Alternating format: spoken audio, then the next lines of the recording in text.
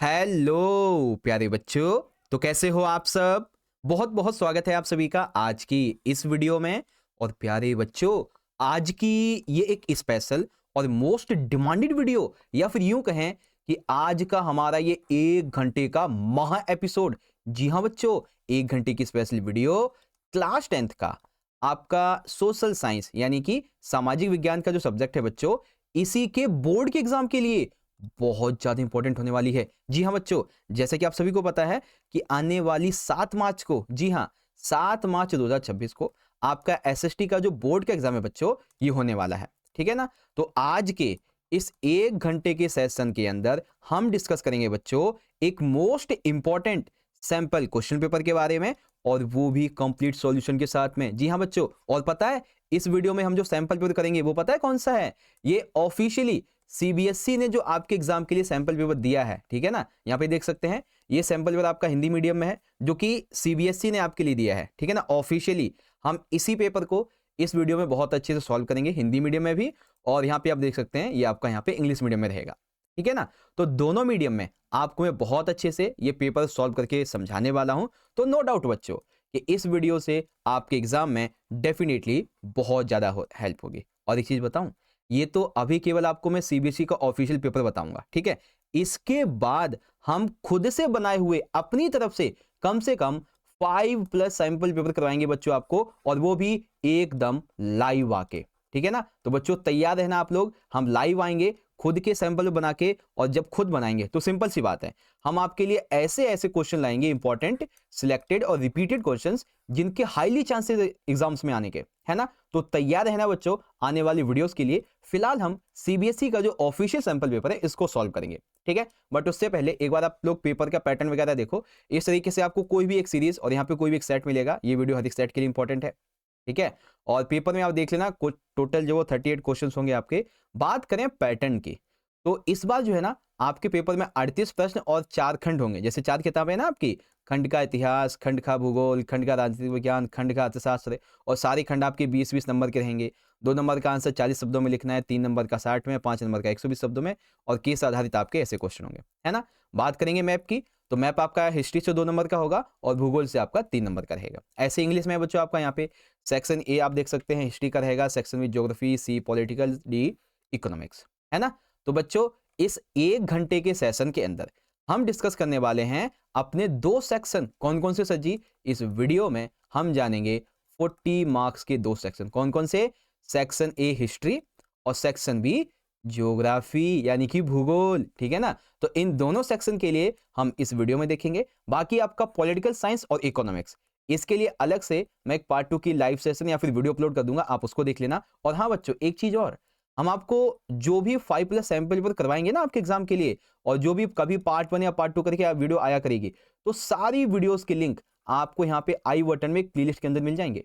ठीक है, जितनी वीडियोस आएंगी सभी के लिंक आई बटन में इस प्लेलिस्ट मिल जाएंगे, तो कोई भी मिस हो जाए सारे बच्चे जरूर देख लेना। ठीक है, और चैनल पे आप पहली बार आए हैं तो बच्चों चैनल को सब्सक्राइब जरूर कर लीजिएगा, क्योंकि ऐसे ही हम आपको जैसे 10वीं पढ़ा रहे हैं और इससे भी अच्छी तरीके से हम आपको 11वीं में भी पढ़ाएंगे, और साथ ही साथ 12वीं में भी, तो हम आपका साथ नहीं छोड़ेंगे। ठीक है ना, तो आप हमसे जुड़े रहिएगा जरूर से। ठीक है, तो बच्चों रेडी हो आप लोग आज के सेशन के लिए? शुरुआत करें अपने आज के इस इंपॉर्टेंट सीबीएसई के सैंपल पेपर के सॉल्यूशन की वीडियो को। तो चलिए बच्चों शुरू करते हैं। सबसे पहले शुरुआत करेंगे अपने खंड नंबर का, यानी कि हिस्ट्री, जो कि 20 मार्क्स का रहता है। ठीक है, इंग्लिश में कहें तो सेक्शन नंबर ए रहेगा बच्चों हमारा हिस्ट्री का 20 मार्क्स का। ओके, तो एक एक करके हम हिंदी इंग्लिश दोनों में समझेंगे। ठीक है, तो सबसे पहले हिंदी में देखो, आपका क्वेश्चन नंबर 1 क्या है कि आपको यहाँ पे मिलान करना है बच्चों। क्या करना है? मिलान करना है। सब मैप भी करवाइएगा, बिल्कुल बिल्कुल मैप भी करवाएंगे आपको, अभी डोंट वरी, मैप भी करवा देंगे। ठीक है, मैप भी आपको करवाएंगे यहाँ पे। ठीक है, और जितने बच्चे सेशन में ज्वाइन हैं आप सारे बच्चे वीडियो को लाइक जरूर कीजिएगा, ज्यादा से ज्यादा लाइक कीजिएगा बच्चों। ठीक है, देखो यहाँ पे मैं इन सबको हटा देता हूँ, नहीं तो आपका माइंड डिस्ट्रैक्ट होगा। तो सीधा सा क्वेश्चन नंबर 1 से शुरू करते हैं। हमें मिलान करना है। ठीक है, अब मिलान के लिए देखो बच्चों, सबसे पहले क्या दे रखा है? कॉलम 1 और कॉलम नंबर 2। ठीक है, अब किसने क्या किया है इस बारे में, ये हमारा मिलान है। जैसे कि बच्चों फ्रेडरिक सारियो, इन्होंने क्या किया था बच्चों, या फिर ये थे कौन? तो फ्रेडरिक सारियो जो हैं ये क्या थे बच्चों, ये एक सलाहकार थे, ठीक है, कौन से, फ्रांसीसी सलाहकार, है ना। तो पहले का क्या हो गया भैया, चौथा हो गया, तो का हो गया नंबर 4, है ना। तो ये तो रेस से पहले ही बाहर हो गए भाई। अब बचे हमारे पहला ऑप्शन और दूसरा फोर्थ ऑप्शन, ये बचे हैं। उसके बाद यहाँ पे हम देखेंगे स्वतंत्रता की प्रतिमा, ये बेसिकली किसकी है, ये ज्ञानोदय की मशाल है, ठीक है, या फिर यूं कहें कि ज्ञानोदय की मशाल को स्वतंत्रता की प्रतिमा कहते हैं, स्वतंत्रता की प्रतिमा ज्ञानोदय की मशाल है, ठीक है।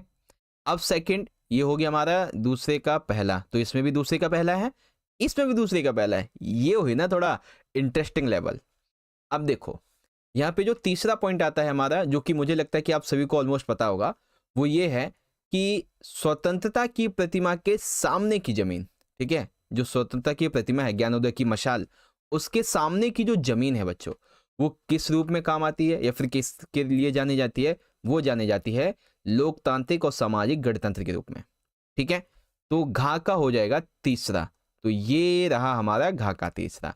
तो इस प्रकार से सारियू का कल्पनादर्श ये निरंकुश संस्थानों को ध्वस्त अवशेष को यहाँ पे दर्शाता है, ठीक है। तो समझ में आ गया, पहले का फोर्थ हो गया हमारा, दूसरे का पहला, और इसका दूसरा हो गया, और इसका तीसरा हो गया, है ना। इस तरीके से ऑप्शन ए करेक्ट है। और सेम यही चीज इंग्लिश में अगर आप देखेंगे तो फ्रेडरिक सरियू एक फ्रांसीसी आर्टिस्ट, स्टैच्यू ऑफ लिबर्टी, ठीक है, इसका 1 हो जाएगा। सेकंड जो थर्ड वाला है इसका सेकंड, और डी वाले का हमारा यहाँ पे थर्ड होगा, तो ऑप्शन 1 जो है ये करेक्ट हो जाएगा, ठीक है, ऑप्शन 1 यहाँ पे करेक्ट हो जाएगा। ओके यस सर जी 1 होगा, वेरी गुड।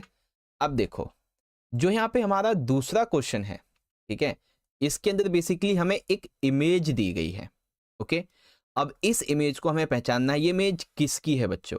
तो सारे बच्चे कमेंट बॉक्स में, लाइव चैट में जल्दी से मुझे बताओ कि इस इमेज में आपको कौन दिख रहे हैं, लाला लाजपत राय, बाल गंगाधर तिलक जी, गोपाल कृष्ण गोखले, या फिर राजा राम मोहन राय, ठीक है।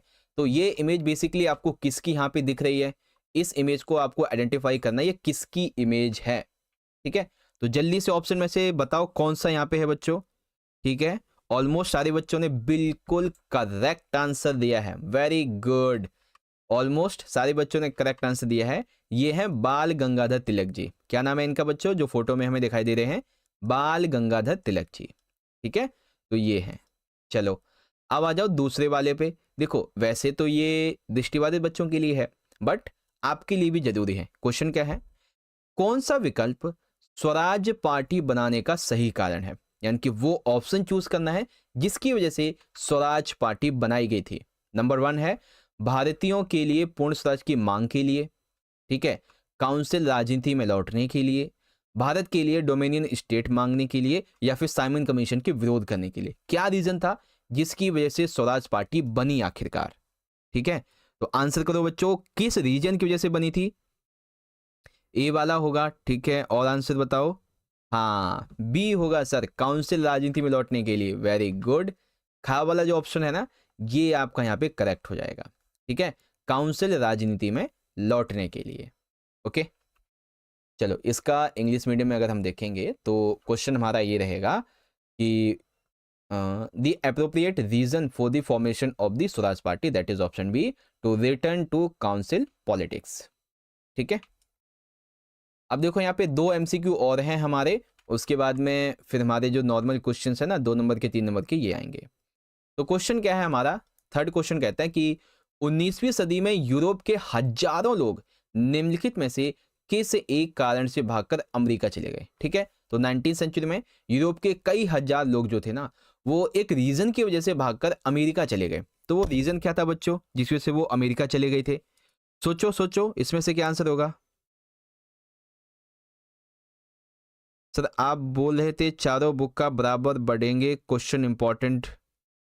हाँ देखो टोटल आपका जो रहेगा ना, जितने भी क्वेश्चंस हैं, ठीक है, जैसे आपके 4 सेक्शंस हैं, है ना, तो 4 सेक्शंस आपके 20-20 मार्क्स के रहेंगे आपके, ठीक है, चारों ही सेक्शन 20-20 मार्क्स के रहेंगे। हाँ जी, तो आंसर बताओ इसका क्या होगा। ओके सर मैप करवाइएगा, हाँ करवाएंगे अभी, ओके। कुछ बच्चों ने सही आंसर दिया है इसका। देखो मेन रीजन था कि 19वीं सेंचुरी में यूरोप में बहुत भयंकर गरीबी आ गई थी, ठीक है, और ज़्यादातर बीमारियां आ रही थी। अब बीमारी आएगी तो पैसा खत्म होगा, गरीबी आएगी, भ्रष्टाचार बढ़ेगा, है ना, और जो व्यवस्था है वो अनियंत्रित हो जाएगी। तो इस वजह से गए थे, ठीक है ना। तो आपका जो ऑप्शन ए वाला है ये करेक्ट होगा। इसी का इंग्लिश वर्जन अगर हम देखें, thousands of people fled Europe of America in 19th century due to widespread poverty and deadly diseases. Okay, question number 4। अब इसमें कहा गया है कि लुइस सेबेस्टियन मर्सिये ने कहा, हे निरंकुशवादी शासकों, अब तुम्हारे कांपने का वक्त आ गया है। इसने कहा, लुइस सेबेस्टियन मर्सिये ने कहा कि हे निरंकुशवादी शासकों, अब तुम्हारे कांपने का वक्त आ गया है। तो आभासी लेखक की कलम के जोर के आभासी लेखक की कलम के जोर के आगे तुम हिल उठोगे। तो इस वाक्य में किन्हें निरंकुशवादी कहा गया है? तो निरंकुशवादी शासक बेसिकली किन के लिए ये शब्द उपयोग किया गया है, ठीक है, किन के लिए शब्द उपयोग हुआ है, जल्दी से बताओ बच्चों, किन के लिए उपयोग किया गया ये शब्द? ठीक है, हाँ बिल्कुल ठीक, निरंकुश संस्थान जैसे कि चर्च और राजशाही। किसके लिए उपयोग है बच्चों? निरंकुश संस्थानों के लिए, जैसे कि चर्च और राजशाही जो उस टाइम पे थे, ठीक है ना। सेम आंसर इंग्लिश में आपका क्वेश्चन 4 ही रहेगा और आंसर आपका जो है बी वाला करेक्ट हो जाएगा। अब आंसर आपको मैं दिखा देता हूँ, ये रहे बच्चों, ठीक है, पहले का आंसर ये हो जाएगा, दूसरे का ये, तीसरे का ये, चौथे का ये। आपको आंसर मैंने बता दिया अच्छे से, है ना।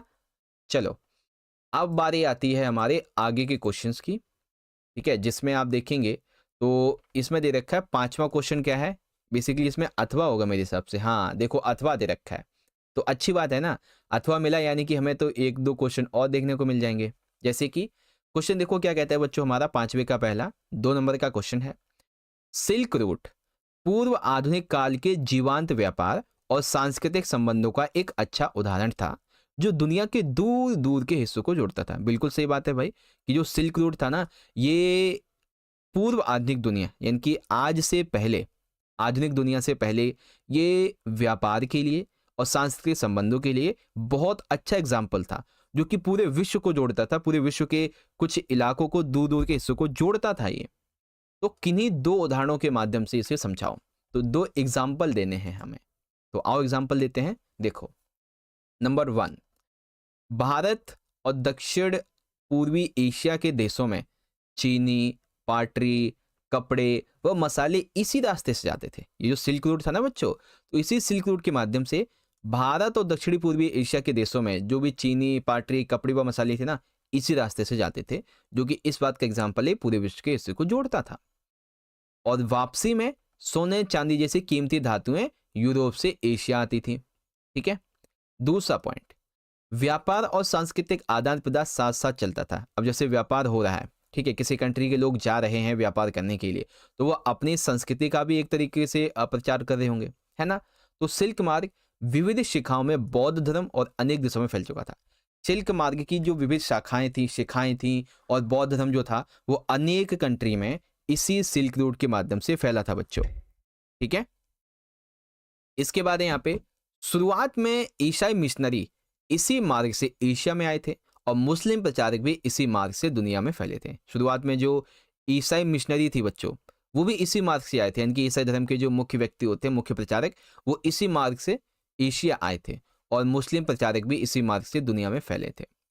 तो हाँ, ट्रेड के हिसाब से देखें, कल्चर के हिसाब से देखें, तो ये दोनों मामले में ही इस तरीके से खरा उतरा है, ठीक है। और अगर हम आपको इसका इंग्लिश मीडियम में बताएं तो कुछ इस तरीके से आपका क्वेश्चन होगा कि the silk route was a good example of विब्रेंट pre modern trade and culture links between distant parts of the world. Explain the statement with any 2 examples. तो आंसर बच्चों एग्जांपल के साथ में आप देख सकते हैं, 3 पॉइंट यहाँ पे लिखे हुए हैं, आप इन तीनों में से किन्हीं 2 को लिखेंगे, ठीक है जी सर। चलो आगे देखो अगले क्वेश्चन को। अब 5वें का ना दूसरा क्वेश्चन हमसे क्या कहता है, अथवा वाला। तो ये कहता है, कभी कभी नई फसलें जीवन और मृत्यु के बीच फर्क कर सकती हैं। इस कथन को समझाइए। हैं, कभी कभी नई फसलें जीवन और मृत्यु के बीच फर्क कर सकती हैं। हाँ कर सकती हैं, कैसे? तो आओ देखो, कभी कभी आलू जैसी नई फसलें जीवन और मृत्यु के बीच अंतर पैदा कर सकती है। कैसे? आलू की फसल को शुरू करने से यूरोप के लोग अच्छी तरह से खाने और लंबा जीवन जीने लगे, है ना। तो इसीलिए कभी कभी फसलें जो होती हैं ना, वो जीवन और मृत्यु के बीच का अंतर पैदा कर देती हैं। जहां यूरोप के लोग एक टाइम पे फसल के लिए बहुत ज़्यादा तरस रहे थे, अच्छा खाना नहीं मिल रहा था, तो आलू की फसल हुई, आलू की फसल की शुरुआत हुई, तो यूरोप के लोग अच्छी तरह से खाने लगे और लंबा जीवन जीने लगे।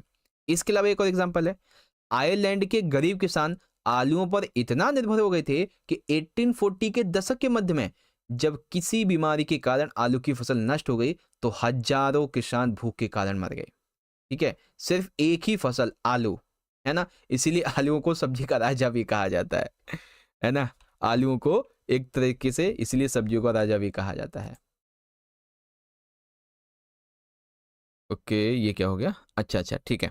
चलो अब देखते हैं इसी का इंग्लिश वर्जन, दैट इज कि sometimes the new crops would make the difference between life and death. Explain the statement with any two examples. तो क्या रीजन है बच्चों इसके एग्जांपल के?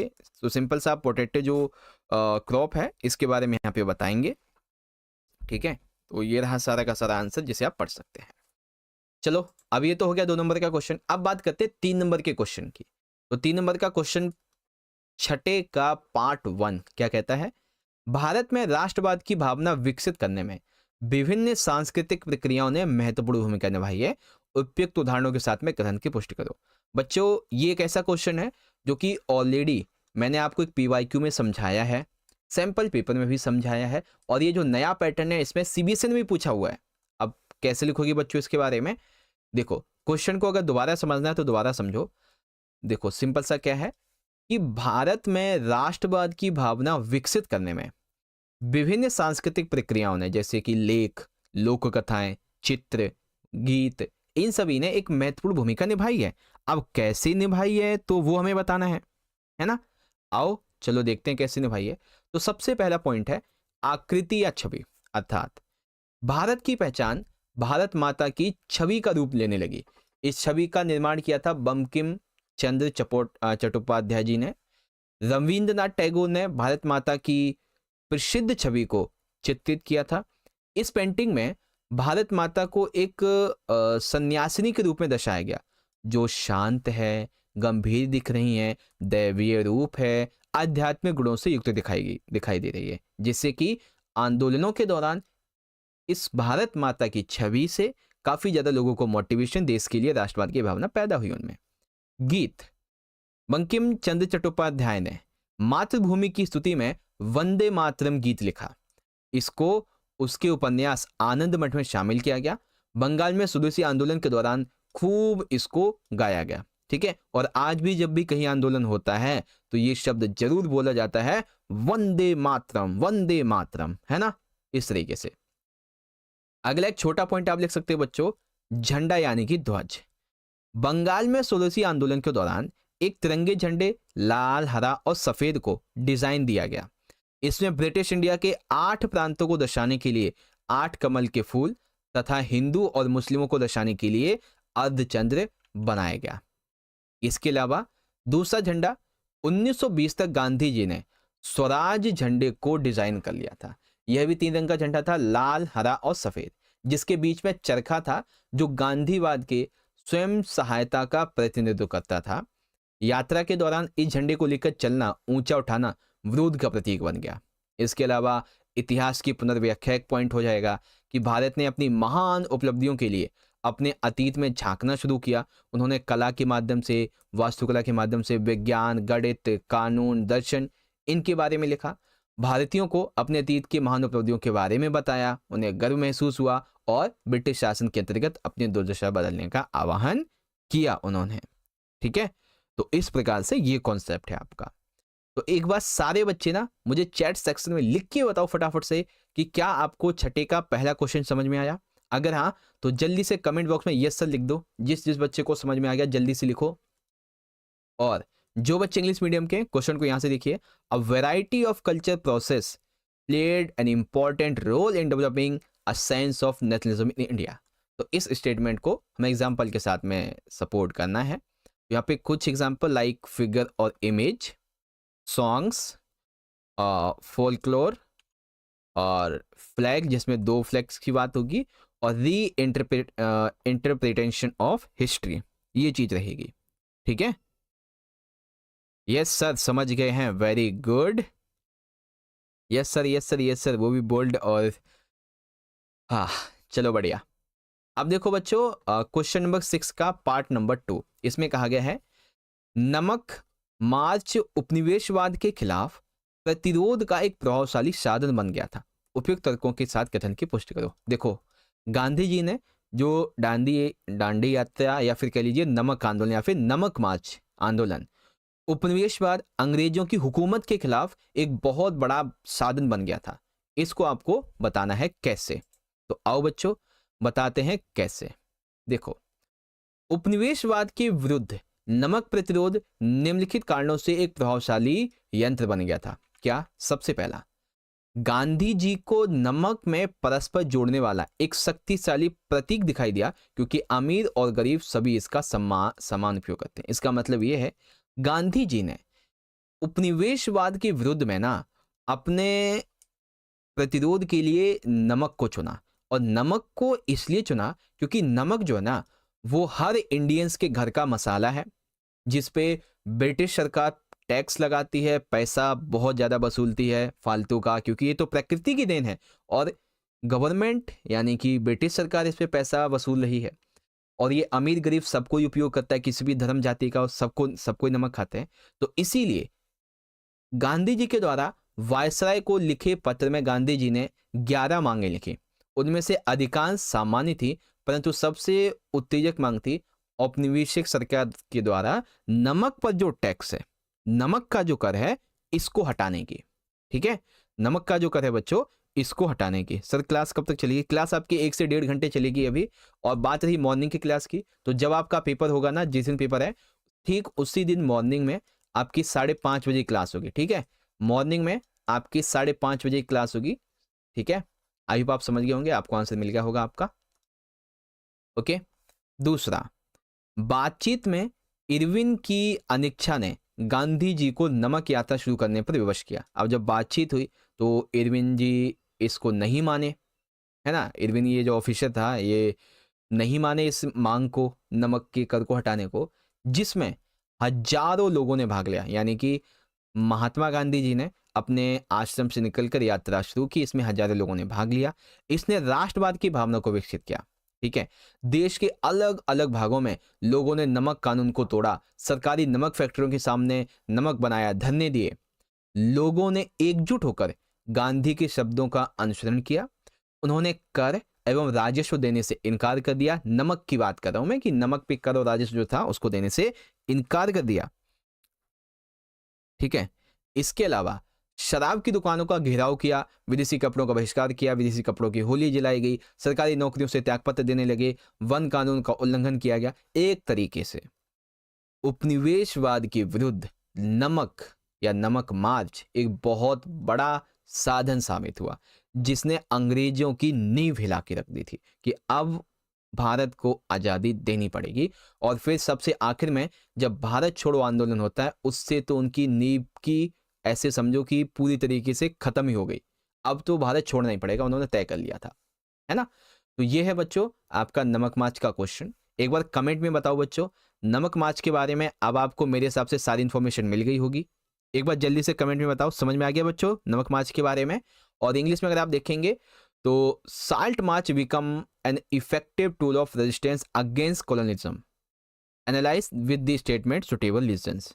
यस सर, आ गया समझ में। ठीक है, और इसी का हम इंग्लिश मीडियम में अगर देखें तो ये रहा पॉइंट नंबर 1, 2, 3, 4 एंड 5। आपको कोई 3 लिखने, लेकिन अगर 5 नंबर में आ जाता है तो पूरे 5 पॉइंट लिख देने हैं। ठीक है, हाँ जी सर, समझ गए, चलो वेरी गुड। अब देखो यहाँ पे हमारे 5 नंबर के क्वेश्चन आते हैं 2, जो कि 7वें क्वेश्चन के अंदर है। सबसे पहला, ब्रिटेन में राष्ट्र राज्य का गठन किसी आकस्मिक उथल पुथल अथवा क्रांति का परिणाम नहीं था, अपितु यह लंबी प्रक्रिया का परिणाम था।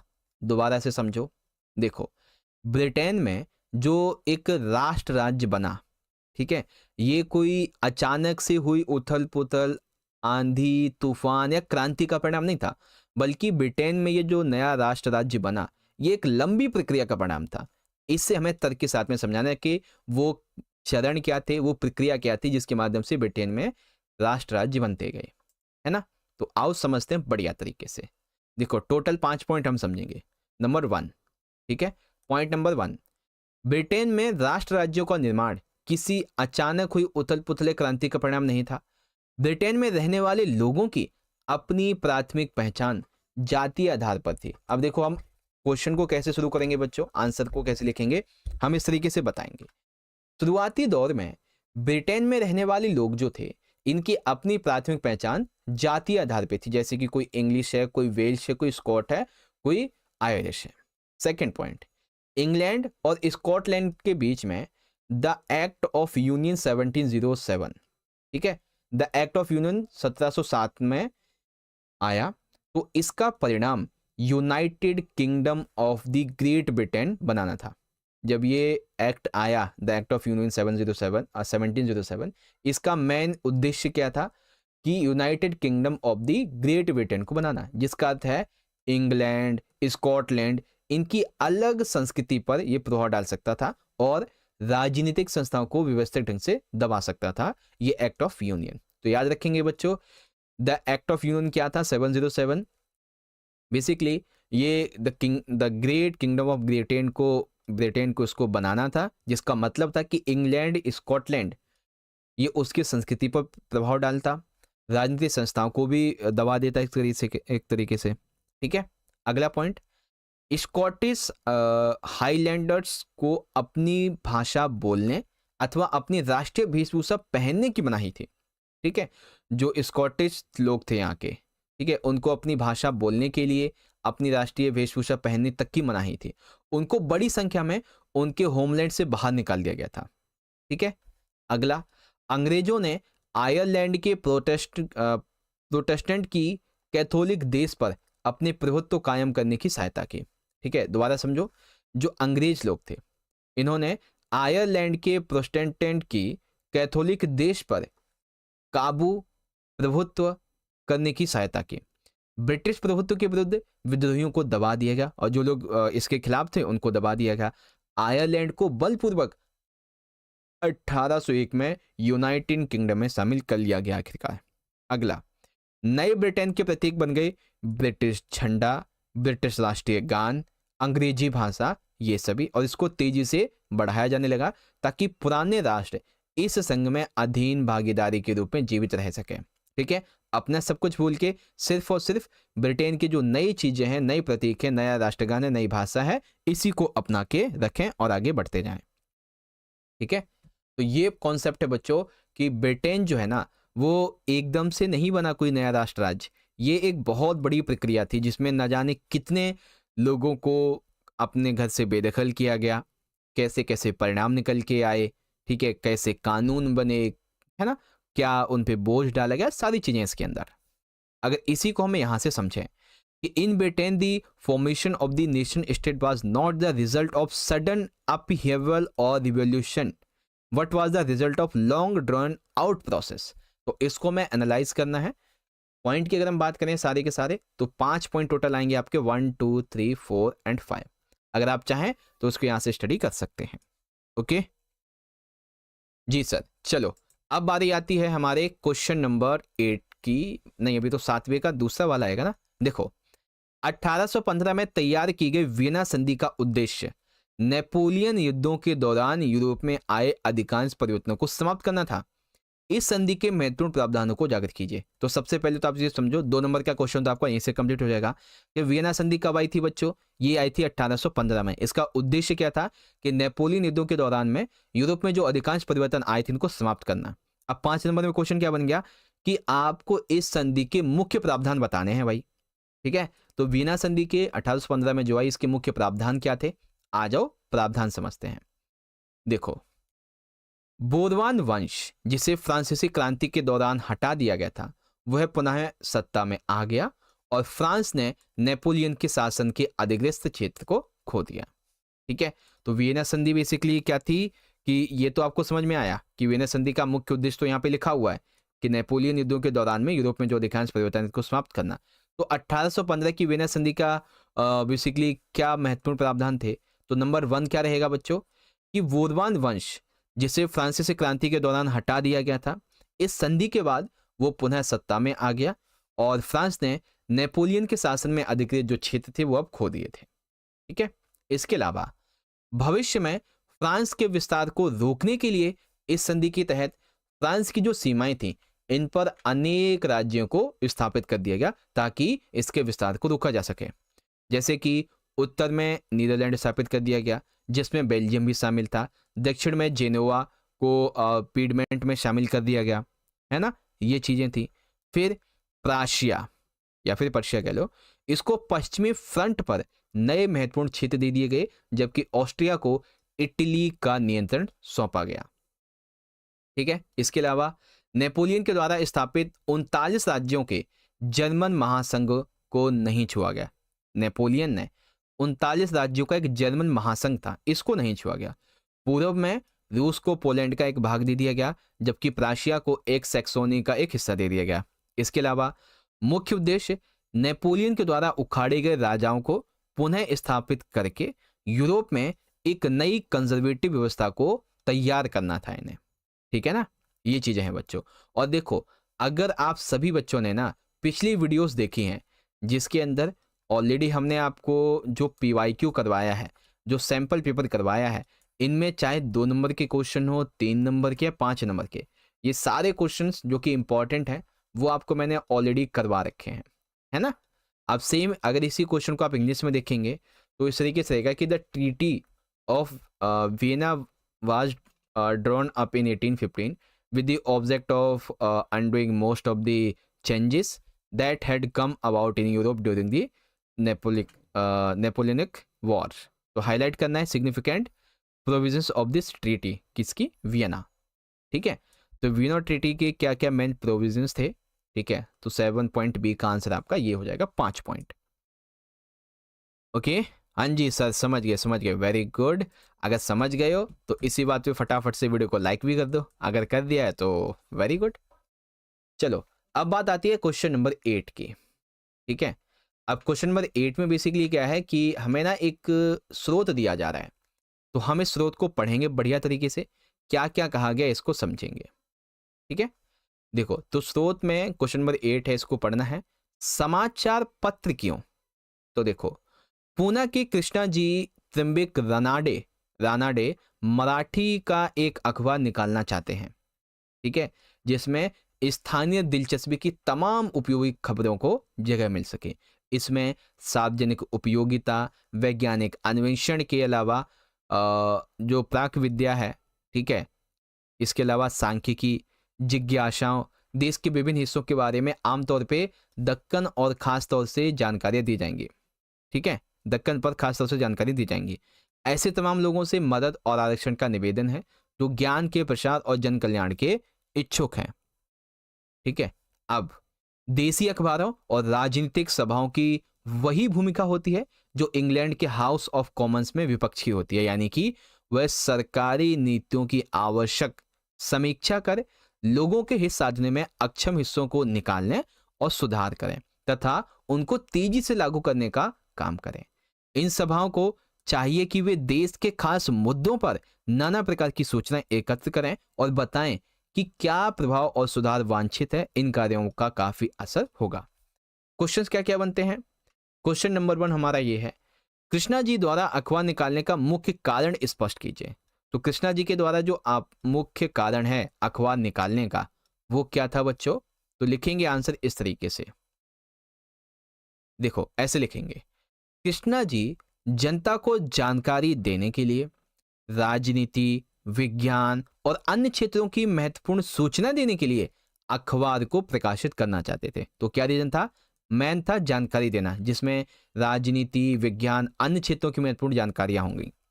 ठीक है, दूसरा, देसी अखबारों और राजनीतिक सभाओं का कार्य किस प्रकार विपक्षी भूमिका जैसा है। देसी अखबार जो होते हैं या फिर राजनीतिक सभाएं होती हैं, इन सभी का काम ना सरकार के विपक्ष की भूमिका की तरह करता है। अब कैसे? तो देखो, सरकारी नीतियों की आलोचना, उन नीतियों का विश्लेषण करने के लिए स्थानीय समाचार पत्रों और राजनीतिक संगठनों का इस्तेमाल किया जाता था। नतीजन ये दोनों ही सरकार के विपक्ष के रूप में काम करते थे। सरकार कोई भी नीति लाए तो उसके विपक्ष के पक्ष में रूप में एक तरीके से काम करते थे, है ना। तो ये पॉइंट है। फिर आता है अगला वाला, 19वीं शताब्दी में अखबारों की लोकप्रियता के कारणों का विश्लेषण कीजिए। ठीक है, यानी कि 19वीं शताब्दी में अखबारों की लोकप्रियता जो थी वो आखिर बढ़ कैसे गई, क्या रीजन थे। ठीक है, तो आओ देखो, इसके ना दो रीजन में सबसे पहला यह है कि देश में राजनीतिक घटनाक्रमों में समाज के एक बड़े हिस्से की दिलचस्पी बढ़ने लगी और यह जानकारी समाचार पत्रों में कुशलतापूर्वक प्रस्तुत की जाने लगी। यानी कि 19वीं शताब्दी के दौरान ना देश में राजनीति में क्या हो रहा है, कब हो रहा है, क्यों हो रहा है, कैसे हो रहा है, इन घटनाक्रमों को जानने के लिए समाज का एक बड़ा हिस्सा दिलचस्पी लेने लगा और ऐसी जानकारी सिर्फ और सिर्फ समाचार पत्रों में ही मिल सकती थी। तो एक रीजन तो ये हो गया। दूसरा, समाचार पत्र जो थे ये सामाजिक तौर पे, सांस्कृतिक तौर पे और वैज्ञानिक तौर पे जो भी डेवलपमेंट, जो प्रगति होती थी, इसके बारे में लोगों को बताते थे, है ना। तो ये चीजें थी इसके बारे में। ओके, तो क्वेश्चन नंबर 8 आपका इस तरीके से हो जाएगा। और यही अगर हम इंग्लिश में देखें तो क्वेश्चन नंबर 8 जो है वो आपका यहाँ पे हो जाएगा वाई न्यूज़पेपर। ठीक है, दो पार्ट हैं इसके। और बात करें अगर हम क्वेश्चंस की तो क्वेश्चन 1 है कि explain the main reason for publishing newspaper by Krishna ji. ठीक है, तो मेन रीजन क्या था बच्चों, ये हो जाएगा आपका यहाँ पे मेन रीजन। ओके, और फिर इसके दो क्वेश्चंस की और बात करेंगे तो ये रहे आपके दो क्वेश्चंस। ठीक है, यहाँ पे हम देख लेंगे तो ये रहे आपके दो क्वेश्चन। ठीक है, अब जैसा कि मैप है हमारा, है ना, अब मैप के अंदर क्या है बच्चों, ध्यान से देखेंगे। मैप में मानचित्र आधारित क्वेश्चन में क्या पूछा गया है, इंडिकेशन कर रखा है हमें मैप के अंदर ए और बी, जिसमें हमें बताना है वह स्थान जहां से सविनय अवज्ञा आंदोलन शुरू हुआ, वो शहर जहां सितंबर 1920 को भारतीय राष्ट्रीय कांग्रेस का अधिवेशन हुआ। ठीक है, तो मैप देखते हैं बच्चों। ठीक है, ये रहा। तो ये वो जगह है बच्चों जहां पे नमक मार्च शुरू हुआ था। ये वो जगह है जहां 1920 में सितंबर में आंदोलन हुआ था। तो ए वाली जगह का क्या नाम है बच्चों, देखते हैं कितने बच्चे आंसर बताते हैं। ए वाली जगह का क्या नाम है, वैसे ये सेम प्लेस पीवाईक्यू में भी पूछ रखा है। ठीक है, सेम प्लेस, बताओ फटाफट से। और जिस भी बच्चे ने अभी तक भी वीडियो को लाइक नहीं किया है, सारे बच्चे वीडियो को लाइक कर दो। अभी तक जिसने भी नहीं किया फटाफट से लाइक कर दो। डांडी नाम है, वेरी गुड, डांडी नाम है इसका जो यहाँ पे दे रखा है हमें। क्या ये दांडी है, इस वाली जगह पे जहाँ पे मैंने मार्क किया ना, ये दांडी है। ओके, अब ये वाली जो जगह है सितंबर 1920 का जहाँ पे कांग्रेस का अधिवेशन हुआ था, इसका क्या नाम है, इसका नाम है कोलकाता। वेरी गुड, क्या नाम है, कोलकाता। और आपको मैं एक बार भरा हुआ मैप भी दिखा देता हूँ। ठीक है, ये देखो, ये है दांडी हमारा और यहाँ पे आपका कोलकाता। ठीक है, चलो अब देखते हैं अपने अगले वाले खंड को। तो सबसे पहले तो आप सारे बच्चे फटाफट से मुझे ये बताओ कि क्या अब आप लोग तैयार हो। ठीक है, अपने अगले खंड या फिर यूं कहें कि अगले सेक्शन नंबर बी के लिए क्या आप तैयार हो बच्चों। सेक्शन नंबर बी यानी कि भूगोल के लिए आधे घंटे में हमने अपना सेक्शन ए देख लिया, अब आधे घंटे में सेक्शन बी देखेंगे। रेडी हो बच्चों, जल्दी से बोलो रेडी हो। अगर हाँ यस सर लिखो। और जिसने भी अभी तक वीडियो को लाइक नहीं किया, सारे बच्चे वीडियो को फटाफट से लाइक कर दो। जिसने भी नहीं किया है, मैं देख रहा हूँ 60+ बच्चे वॉचिंग पे हैं, तो जिसने भी नहीं किया है कर दो। हाँ जी सर, हम तैयार हैं लाइक के साथ में। Okay okay okay sir, geography का मैप हाँ बताएंगे ना अभी। जैसे ज्योग्राफी के मैप का क्वेश्चन सबसे लास्ट में आएगा अभी, मतलब इस सेक्शन बी के लास्ट में, तो आपको बताऊंगा, काहे टेंशन ले रहे हो। चलो, तो 10वां क्वेश्चन यहाँ पे आ जाता है एमसीक्यू वाला। सारे बच्चे आंसर करेंगे मुझे एमसीक्यू क्वेश्चन का। देखते हैं कितने बच्चे सही आंसर कर पाते हैं। और इसका इंग्लिश में देखेंगे हम। ये रहा सेक्शन नंबर बी। तो क्वेश्चन क्या है बच्चों, 10th, समग्र विकास के लिए संसाधनों के विकास हेतु क्या अनिवार्य है। यानी कि अगर हमें, ठीक है, ओवरऑल डेवलपमेंट करना है, ठीक है, तो क्या इसेंशियल होगा रिसोर्स डेवलपमेंट के लिए। ठीक है, सिंपल सा क्या बताना है, अगर हमें पूर्ण तरीके से विकास करना है तो संसाधनों के विकास हेतु क्या जरूरी है, ये बताना है। तो संसाधनों के विकास के हेतु क्या जरूरी है बच्चों, जल्दी से बताओ। हाँ बिल्कुल करेक्ट, सी ऑप्शन होगा, औद्योगिक विकास और संस्थानिक परिवर्तन। यानी कि हम जो है अपना टेक्नोलॉजिकल डेवलपमेंट भी करें और इंस्टीट्यूशनल चेंजेस भी लेके आएँ। ठीक है, डेवलपमेंट के साथ साथ हम कुछ चेंजेस भी लेके आए जिससे कि ज़्यादा असर ना पड़े इकोनॉमिकली और फाइनेंशियली भी। ठीक है, सी करेक्ट होगा, वेरी गुड। चलो, अब यहाँ पे क्वेश्चन नंबर 11 है, खाली जो बक्से हैं, जो बॉक्स हैं, इनको भरने के लिए सही विकल्प चुनो। जैसे मिट्टी का वर्गीकरण, जलोढ़ मिट्टी होती है जिसमें गन्ना, धान, गेहूं तथा अन्य दाल की फसलें उगती हैं। अब ये ऐसी फसल है जिसमें कपास पैदा करने की आदर्श है। ये ऐसी फसल है जो काजू जैसी फसलों के लिए बहुत ही आदर्श है। तो ये फसल कौन सी है भाई?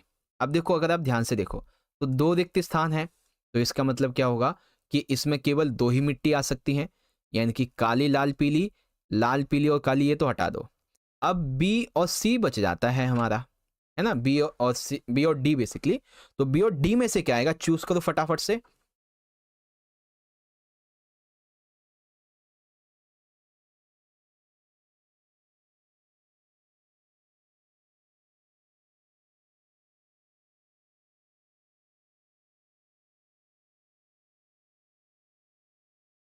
Okay, very good. जी हाँ, बिल्कुल ठीक है। कुछ बच्चों ने एकदम परफेक्ट आंसर दिए हैं। ठीक है, आंसर क्या हो जाएगा बच्चों आपका यहाँ पे? परफेक्ट। हाँ, डी हो जाएगा। काली मिट्टी कपास पैदा करने के लिए, लेटेराइट मिट्टी काजू जैसी फसलों के लिए आदर्श है। ठीक है, इंग्लिश में देखेंगे बच्चों, ये रहा कि आपको ना यहाँ पे क्लासिफिकेशन ऑफ सॉइल्स दिया हुआ है। तो आइडियल फॉर ग्रोइंग कॉटन, ये होती है black soil. Suitable for crops like cashew nut, तो ये लेटेराइट सॉइल है। ठीक है, चलो अब आता है क्वेश्चन नंबर है हमारा 12th। अब 12th यहाँ पे क्या कहते हैं बच्चों, देखो 12th यहाँ पे कहा गया है कि ये रहा, सरकारी आंकड़ों के अनुसार पिछले 5 वर्षों में भारत में कुल 628 बाघों की प्राकृतिक, शिकार एवं अन्य कारणों से मौत हो गई है। सरकारी आंकड़े बताते हैं कि पिछले 5 सालों में 628 बाघों की प्राकृतिक और शिकार और अन्य रीजन की वजह से मौत हो गई। इसी के साथ ही इसी टाइम पीरियड में 349 लोगों की बाघ के हमलों से मौत हो गई है। ठीक है, बाघ के हमले की वजह से 349 लोग मारे गए, जिसमें केवल 200 तो महाराष्ट्र के ही रिकॉर्ड में है। निम्नलिखित में से कौन सा विकल्प बाघों के शिकार करने का महत्वपूर्ण अप्रत्यक्ष परिणाम है? अप्रत्यक्ष मतलब देखो, बाघ जो होते हैं वो शिकार करते हैं, तो शिकार इनके करने का सबसे महत्वपूर्ण अप्रत्यक्ष परिणाम कौन सा होगा इसमें से, जो कि अप्रत्यक्ष है, ये हमें बताना है। ठीक है, तो सबसे पहला रीजन क्या है बच्चों, कि शिकार प्रजातियों में कमी के कारण बाघों की भोजन की आपूर्ति का कम हो जाना। ठीक है, क्या रीजन होगा बच्चों, कि जो शिकार की प्रजातियां हैं इनमें कमी की वजह से बाघों की भोजन की आपूर्ति कम हो गई। ओके, हाँ, ए वाला करेक्ट होगा, वेरी गुड, ए हो जाएगा बच्चों, है ना।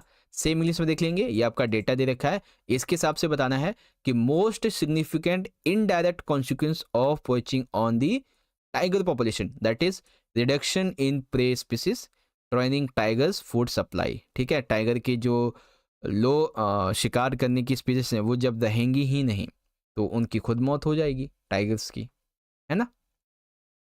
चलो अब देखते हैं अगला वाला क्वेश्चन क्या है। क्वेश्चन नंबर रहेगा हमारा यहाँ पे 13th में कहा गया है, वनों के वर्गीकरण के आधार पर निम्नलिखित में से कौन सा कथन जम्मू कश्मीर, आंध्र प्रदेश और केरल जैसे स्थानों पे लागू होता है। वन के आधार पे देखा जाए तो जम्मू कश्मीर, आंध्र प्रदेश और केरल जैसे स्थानों के लिए कौन सा यहाँ पे लागू होता है।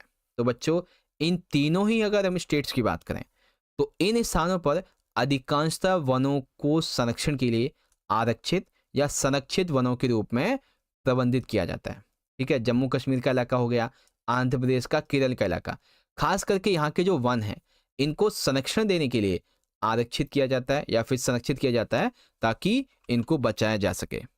ठीक है ना, इनको बचाया जा सके। ये वाला करेक्ट होगा बच्चों इसका। ठीक है, और सेम यहाँ पे देखेंगे कि based on the classification of forest which of the following statement would most likely apply to place like Jammu and Kashmir, Andhra Pradesh and Kerala etc, that is option number A correct. ठीक है, क्वेश्चन नंबर 14th, भारत में निम्नलिखित में से किस राज्य ने छत वर्षा जल के संग्रहण को आवश्यक बना दिया। ठीक है, ऐसा कौन सा स्टेट है बच्चों भारत का जिसने छत पर वर्षा जल संग्रहण की एक संरचना जरूर बनानी है। ठीक है, वो आवश्यक बना दिया है। तो वो स्टेट कौन सा है? हरियाणा, पंजाब, असम, तमिलनाडु। कौन सा बच्चों वो स्टेट जिसने ये काम करके दिखाया है? कौन सा है वो स्टेट? जल्दी बताओ। डी हो जाएगा, तमिलनाडु है सर। Very good. किसने किया ये काम? तमिलनाडु गवर्नमेंट ने किया है। ठीक है, दैट मीन्स कि which one of the following state has made roof top water harvesting compulsory in India? This is Tamil Nadu. Okay, चलो अब आता है हमारा अगला क्वेश्चन, एक और एमसीक्यू, उसके बाद हमारे 2-3 नंबर के क्वेश्चन होंगे। तो क्वेश्चन 15 कहता है, निम्नलिखित में से कौन सा कथन प्रधानमंत्री कृषि सिंचाई योजना के समग्र लक्ष्य का सही मूल्यांकन है? ठीक है, ऐसा कौन सा ऑप्शन है बच्चों जो कि प्रधानमंत्री कृषि सिंचाई योजना का एक समग्र लक्षण का मूल्यांकन यहाँ पे करता है? ठीक है, तो वो जो आंसर है क्या होगा इसमें से, ये बताना है। हाँ, वेरी गुड बच्चों, आंसर है सिंचाई की बेहतर व्यवस्था प्रदान करना और किसानों में सतत पोषणीय जल संरक्षण की आदत को निर्मित करना। तो ऑप्शन खा जो है ये करेक्ट होगा। इसी का इंग्लिश में अगर हम देखें तो which of the following statements best evaluates the overall goal of the Pradhan Mantri Krishi Sinchai Yojana, that is to provide better irrigation system and sustainable water conservation practices for farmers. तो ऑप्शन बी करेक्ट है। ठीक है, चलो आगे बढ़ेंगे बच्चों। अब हम लोग अपने अगले क्वेश्चंस की तरफ, जो कि रहेगा क्वेश्चन नंबर 16। ठीक है, अब देखो यहां तक एमसीक्यू हमारे पूरे हो गए। अब बारी आती है हमारे 2 नंबर के क्वेश्चन की। तो 2 नंबर का क्वेश्चन हमसे कहता है, हरियाणा और पंजाब में चावल को एक व्यावसायिक फसल के रूप में उगाया जाता है, यानी कि एक व्यापारिक, एक जिसे ट्रेड किया जाता है, ऐसी क्रॉप, ऐसी फसल के रूप में उगाते हैं। कहाँ पे? हरियाणा और पंजाब में चावल की फसल को। लेकिन ओडिशा में इससे एक जीविका फसल के रूप में उगाया जाता है। जीविका यानी कि जिससे लोगों का रोजगार मिलता हो। तो भौगोलिक कारकों एवं आर्थिक व्यवहार के संबंध में अपनी समझ के आधार पर यह स्पष्ट कीजिए कि इन क्षेत्रों में चावल की खेती में अंतर क्यों है।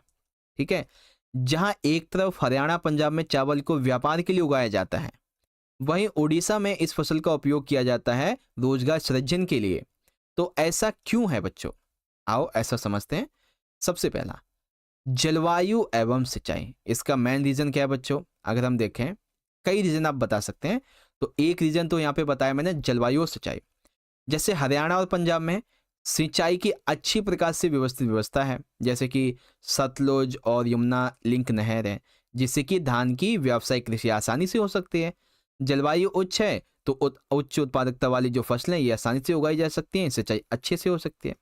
लेकिन इन स्टेट्स के अलावा अगर हम ओडिशा की बात कर लें तो वहाँ पे मानसून जलवायु को ये दिखता है, परंतु जब चावल की खेती होती है तो वहाँ स्थानीय उपभोग एवं वर्षा पर निर्भर रहना पड़ता है। इसी वजह से बड़े पैमाने पर सिंचाई नहीं हो पाती है और इसको व्यावसायिक फसल के रूप में पैदा करना सीमित हो जाता है, यानी कि हम इसे व्यावसायिक के रूप में नहीं उगा सकते। फिर एक रीजन तो ये है। दूसरा रीजन आर्थिक कारण है, मार्केट तक पहुंच। क्योंकि देखो, पंजाब हरियाणा में चावल की व्यावसायिक उद्देश्य से खेती करते हैं व्यापार के लिए, ताकि राष्ट्रीय अंतर्राष्ट्रीय मांग को पूरा किया जा सके। हरित क्रांति के दौरान भी पंजाब हरियाणा और उत्तर प्रदेश ये ज़्यादा इंपॉर्टेंट रहे थे। तो इन राज्यों में बाजार भी आसपास में है, अच्छा ट्रांसपोर्टेशन है, गवर्नमेंट अच्छे पैसों पे खरीद भी लेती है ना। वहीं ओडिशा की बात करें तो यहाँ पे केवल व्यक्तिगत या स्थानीय लोगों के उपभोग के लिए ही इसको पैदा किया जाता है, इस चावल की फसल को, क्योंकि बड़े बाजारों तक पहुंच ना होने के कारण ये ज़्यादा लाभकारी फसल बनती ही नहीं। एक और कारण है खेती का प्रकार। पंजाब हरियाणा में खेती की आधुनिक तकनीक, ठीक है, और मशीनों का प्रयोग होता है तथा व्यावसायिक कृषि के लिए उच्च उत्पादकता वाले बीज का उपयोग करते हैं। वहीं ओडिशा की बात कर लें हम तो यहाँ पे चावल की खेती पारंपरिक तरीके से परिवार की आवश्यकता पर केंद्रित होती है, न कि बड़े स्तर के उत्पादन पर। ठीक है, जो कि इसकी जीविका कृषि को प्रदर्शित करती है। ओके, वैसे क्वेश्चन अगर आपका 5 नंबर में आ जाए तो आपको पूरा लिख देना है, 3 नंबर में आए तो 2 पॉइंट, 2 नंबर में आए तो 1 पॉइंट। ठीक है, जैसे केवल 2 नंबर में आप यही 1 पॉइंट लिख सकते हो, पूरे 2 नंबर मिल जाएंगे आपको। सो डू नॉट वरी कि आपको इतना लॉन्ग आंसर लिखना है। ओके, तो एक बार सारे बच्चे जल्दी से चैट सेक्शन में लिख के मुझे बता दो कि आप सभी को क्वेश्चन नंबर 16 ढंग से समझ में आ गया है। एक बार सारे बच्चे जल्दी से लिख के बता दो क्वेश्चन नंबर 16 आपको समझ में आ गया। अगर हाँ तो ये सब लिखो और वीडियो को लाइक भी कर दो जिसने नहीं किया है। सेम क्वेश्चन इंग्लिश में देखेंगे बच्चों कि rice is grown as a commercial crop in Haryana and Punjab but as a sustenance crop in Odisha using और understanding of geographical factors and economic practices explain why rice cultivation differs in these regions. हाँ जी sir, समझ गए हैं। 16वां question समझ में आ गया, very good. अब इसी का इंग्लिश वर्जन हमें देखना है ना। तो ये रहा सबसे पहला रीजन, क्लाइमेट एंड इरिगेशन के बारे में आप बताएंगे, ठीक है। सेकंड रीजन, इकोनॉमिक फैक्टर्स जो हैं जिसमें मार्केट एक्सेस की बात होगी ये बताएंगे, ट्रांसपोर्टेशन के बारे में बताएंगे और फिर फार्मिंग प्रैक्टिसेस के बारे में बताएंगे, ठीक है। चलो अब बारी आती है हमारे अगले क्वेश्चन की, क्वेश्चन नंबर 17। ये प्रश्न बेसिकली हमारा ना 3 नंबर का है 3 नंबर का है 5 नंबर का है। इसमें 3 नंबर का क्वेश्चन कहाँ चला गया शायद। देखो क्वेश्चन हमारा क्या है 17वें का पहला वाला, एक व्यक्ति पा यानी कि पी एक खनिज आधारित उद्योग स्थापित करना चाहता है, ठीक है। मान लीजिए आप जो है ना एक खनिज से माइनिंग जो एक फैक्ट्री है वो लगाना चाहते हो, उसे ओडिशा में बॉक्साइड उद्योग स्थापित करने की सलाह दी गई है। उसे कहा गया कि ओडिशा में ना तुम बॉक्साइड जो उद्योग है इसको लगाओ, जो लाभदायक उद्यम स्थापित के लिए एक उपयुक्त तरीका है, यानी कि अगर उसे प्रॉफिट कमाना है ना तो ओडिशा में बॉक्साइड जो उद्योग है ये लगाना चाहिए। तो इस परामर्श के पीछे क्या कारण हो सकते हैं ये बताओ। सिंपल सा क्या बताना है बच्चों, अगर आप एकदम बिल्कुल छोटे पॉइंट में समझो तो बॉक्साइड उद्योग लगाने के क्या लाभ हो सकते हैं ये बताओ, सिंपल सा, ठीक है ना। क्या लाभ हो सकते हैं इन द सेंस कि इस परामर्श के पीछे क्या रीजन हो सकते हैं, है ना। तो लाभ ही होगा ना एक तरीके से। अब देखो आंसर कैसे लिखेंगे, तो आंसर बिल्कुल छोटे छोटे पॉइंट में आपको मैं समझा देता हूं। नंबर 1, वर्ष 2016-17 में ओडिशा बॉक्साइड उत्पादन में एक अग्रणी राज्य था। 16-17 की अगर हम बात कर लें तो ओडिशा जो था वो बॉक्साइड प्रोडक्शन के मामले में सबसे नंबर 1 पे रहा था। तो सिंपल सी बात है, अगर यहाँ पे और बॉक्साइड उद्योग लगेंगे तो वो भी प्रॉफिट कमाएंगे।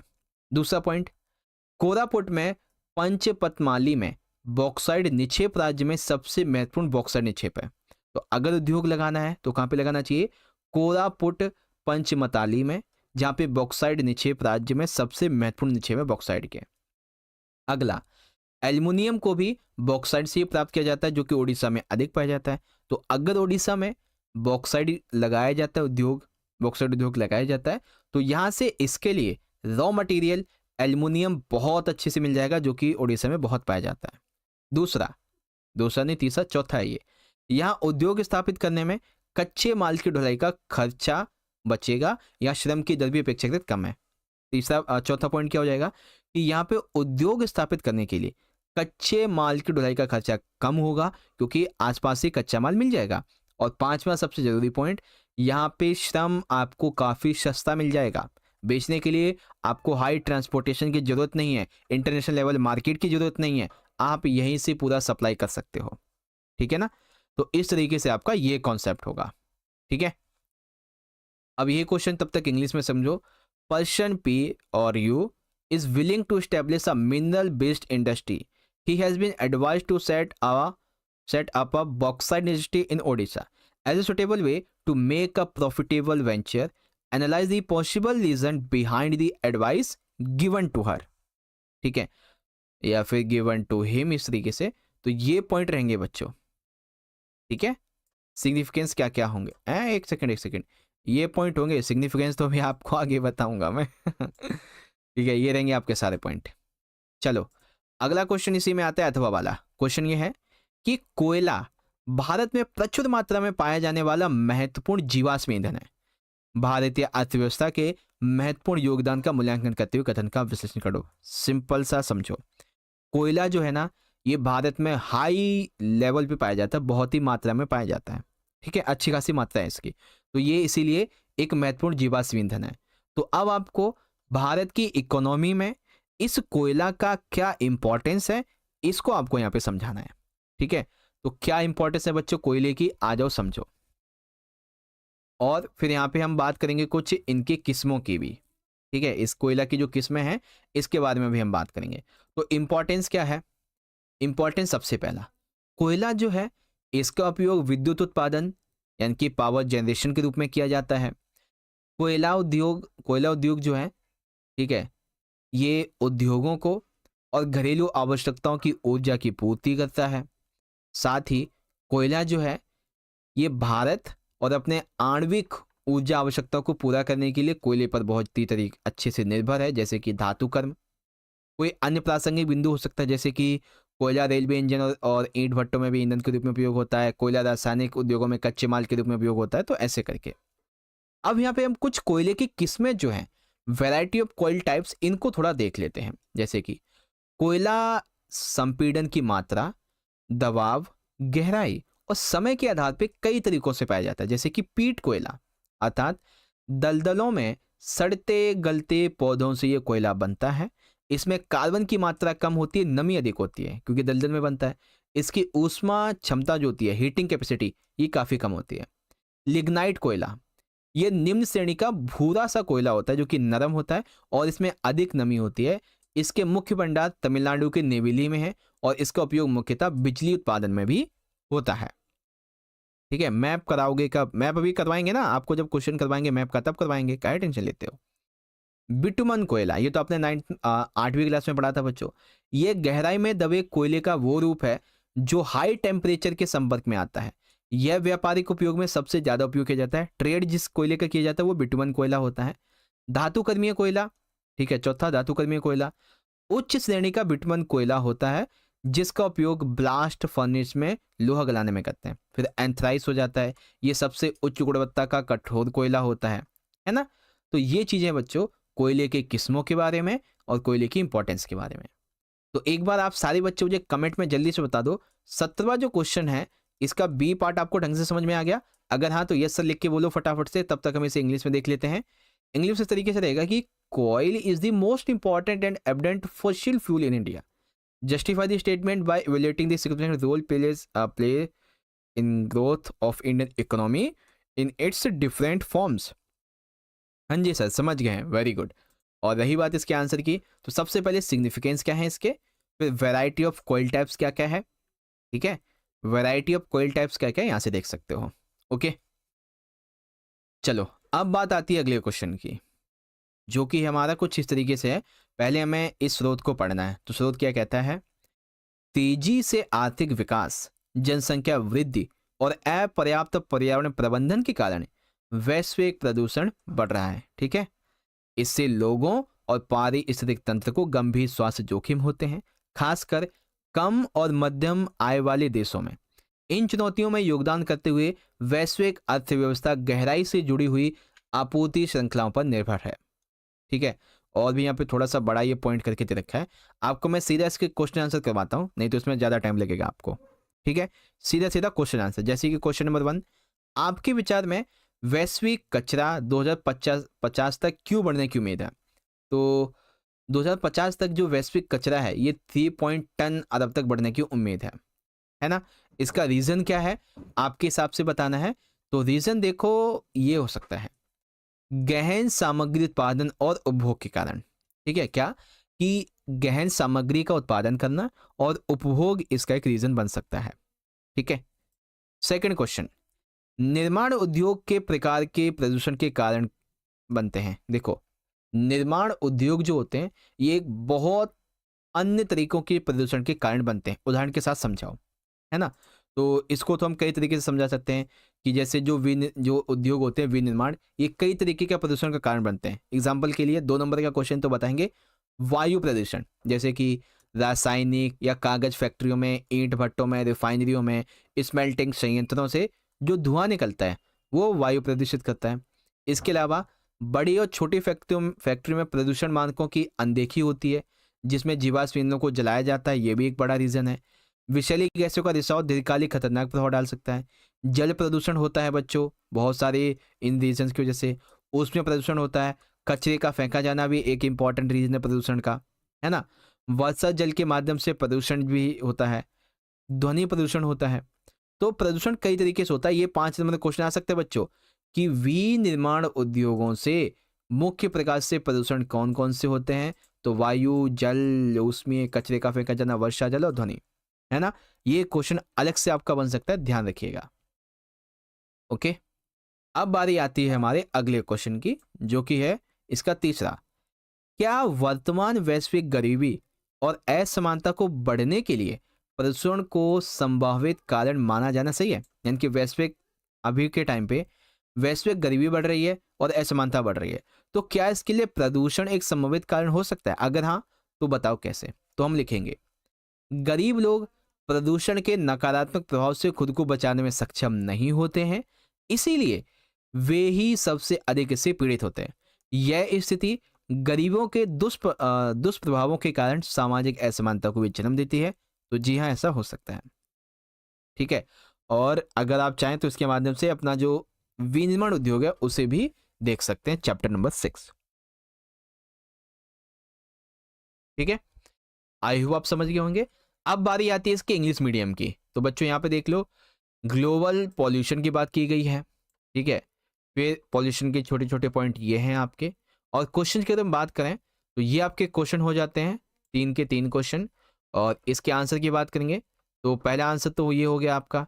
सेकंड आंसर में आपको air pollution, water pollution, thermal pollution, dumping of waste, ठीक है ना, रेन वाटर प्रोक्लेस्ट, फिर इंडस्ट्रियल एंड कंस्ट्रक्शन एक्टिविटीज़ की वजह से होता है ये सारी चीज़ें। अब जैसा कि आप सभी बच्चे कह रहे थे कि सर मैप, ठीक है, मैप, अब मैप को देख लेते हैं बच्चों एक बार जल्दी से। जैसे कि 19वां जो हमारा क्वेश्चन है, इसमें पहला जो है, या तो आपको देखो, मैप को ध्यान से समझिएगा। मैप ना 2 तरीके से आपका, क्या कि मैप के अंदर ना आई जो दे रखा है, भारत के उसी मानचित्र पर निम्नलिखित को उपयुक्त संकेतों के माध्यम से चिन्हित करके उनके सही नाम लिखिए। आपको चिन्हित करके नाम लिखने हैं। जैसे कि सतलुज व्यास नदी बेसिन में निर्मित बांध जिसका विद्युत उत्पादन एवं सिंचाई दोनों के लिए प्रयोग किया जाता है। ठीक है, तो वो कौन सी जगह है बच्चों? सतलुज व्यास नदी बेसिन में निर्मित बांध जिसका जल विद्युत उत्पादन एवं सिंचाई दोनों के लिए उपयोग होता है। तो आओ मैप में देख लेते हैं बच्चों। तो हम देखेंगे पहला जो है हमारा, ठीक है, पहला वाला कहाँ हो जाएगा हमारा, लेट मी चेक। ठीक है, महानदी बेसिन में निर्मित बांध जो जल संरक्षण एवं बाढ़ नियंत्रण दोनों को समन्वित करता है। ठीक है, तो